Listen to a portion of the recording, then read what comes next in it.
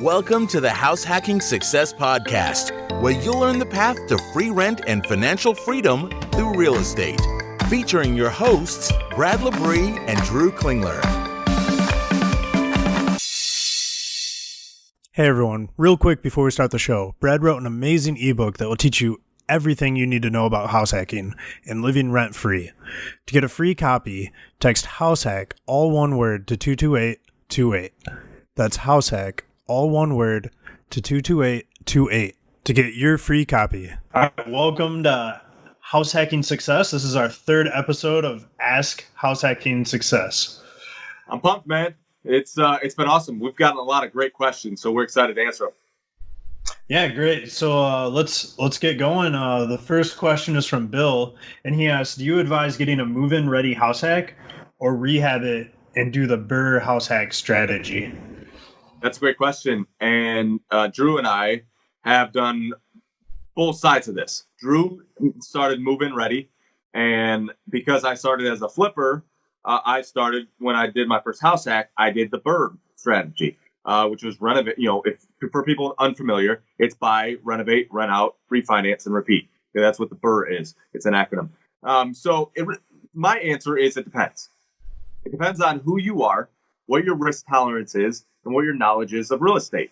Craig Kurlop came on the show, the author of the best-selling book From Bigger Pockets, which is The House Hacking Strategy. A great book to have. You should definitely read it. But he talked about his journey. Right, and he's done both, but he started with move-in ready, and he speaks to the fact that if you start move-in ready, you learn so much along the way that you didn't know before, right? And so if you jump into a BRRRR and you don't have really any knowledge of real estate, it can be overwhelming. It's going to be stressful. You're going to have a lot going on. So you just have to weigh the pros and cons. What do you know? What's your risk tolerance? 203Ks are awesome. Right? The FHA 203K loan, which is a renovation loan. I personally used one. We had Matt Picaro on the show, episode 3, who talked about it, right? He's a huge fan of it. That was his first deal. But if it's your first deal, it can be overwhelming, right? There's a lot of variables, a lot of things you're not going to see coming. It's going to take time. So if you want to start with a move-in ready, I'm 100% fine with that. Because again, like Craig Kurlop talked about, like almost everyone else we talked to on the show talks about, the greatest ROI of house hacking is living for free, is living without a mortgage, right? That's the big return. All the other investors, they need an ROI. They need cash flow. They need it. They're investing for appreciation. We don't necessarily need those immediately, right? We can wait a while to get appreciation. We can wait a while to get positive cash flow, right? Those things can be pushed off because our ROI is saving 30 to 40% of our budget, which usually goes to housing, mortgage, or rent, right? That's the average American. 30 to 40% is what they're spending.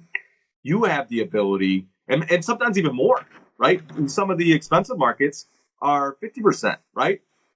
So we don't want to exclude that. So again, the greatest ROI is living for free or coming close to living for free. Craig Kurlop lived behind a curtain so that he can live for free, right? I mean, it's one of the best house hacking stories out there, right? He was $200 short on his mortgage every month, so he Airbnb'd his normal house. He lived behind a curtain, right? So it's going to take sacrifice sometimes. You don't got to go to that extreme if you don't want to, but look at his success. He's a best-selling author now, right? He's BRRRRing all over the country. He invested in Jacksonville, Florida. He's now in North Carolina, right? A lot of times it takes making sacrifice to get that reward. And so, I am all for people going move-in ready, learn the curve, learn what being landlord is, because it is a lot to take on a BRRRR if it's your first one. But if you want to do that, let's go for it. Shoot me a DM. I'm more than willing to help you out. Yeah, those are great points. I mean, for myself, I wanted to do a move-in ready to start. I just wasn't up for a BRRRR, I guess. It seemed like a lot at one time into real estate investing. So finding a move-in ready and just dipping my toe in the water. Now that I've had that experience, I'm all for it. I want to do a BRRRR now. Like I want to do a 203K loan. I want to renovate a place, but it took that building of the confidence to get me ready for that. So if you're not confident, or if you just don't want to do the work or the extra renovations, find a move-in ready And then if you got some experience with renovating, like you had a background in flipping. So going and doing a BRRRR, I mean, it's a pretty natural thing to do. Yeah, well, just like Craig Curlap. You're exactly like, Craig Curlap, which was, get your feet wet, live for free. Now you're cash flowing now that you moved out, right? And so, now you're all set to jump into a BRRRR and you're going to do amazing. But it took getting your feet wet, gaining confidence, learning the landlording side, right? Because there's a lot. You have to learn account. You have to become an accountant. You have to become a landlord. You have to become now a contractor and a project manager, right? Like there's a lot of hats you got to put on if you're going to combine the two right up front. I mean, there's a huge reward for it, right? Huge reward. I reaped it. Matt McCarl reaped it, right? A lot of others reaped it. But again, it's going to be stressful. It's going to be a learning curve, right? Everything's not going to go right.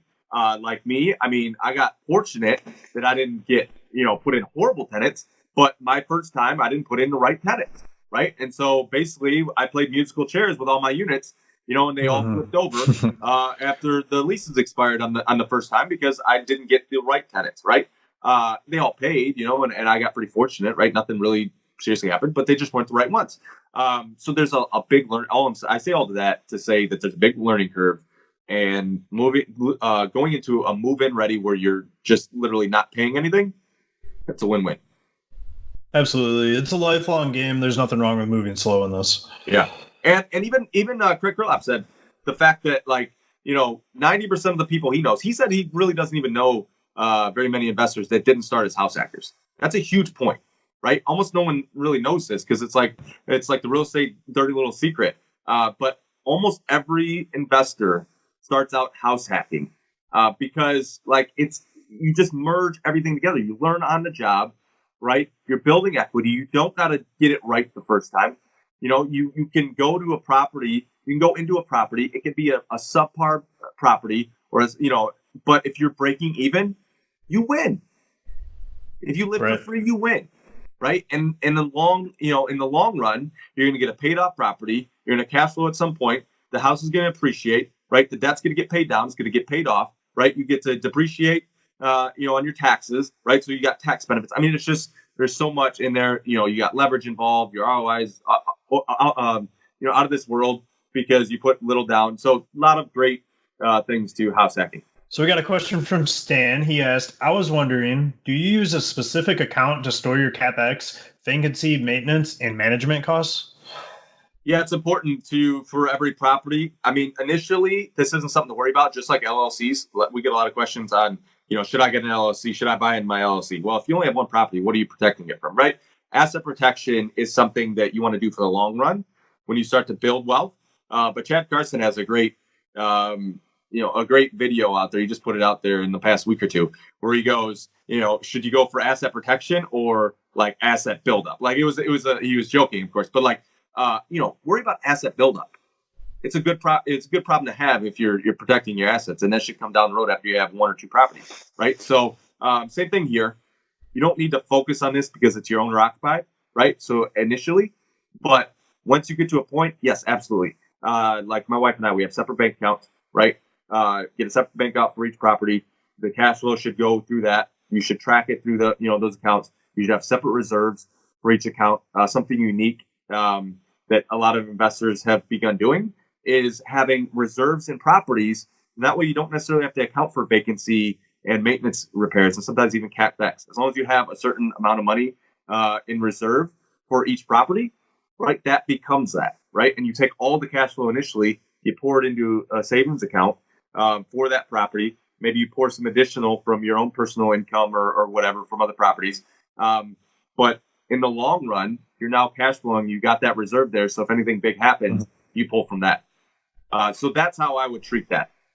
Yeah, and it's probably better to start off with those reserves. But if that's not an option, I would just immediately start once you get that property saving up for those reserves. So if you're going into a house hack, you're going to be saving a ton a month, from your living costs. So then you can immediately start putting those savings into reserves. And then if you're moving out and you're cash flowing on a property, then you can do the same thing. So Kev asked, do we have any advice on how to find renters? Yeah, that's a great point. For you and I, who are in different markets, we have had the best luck on Facebook Marketplace.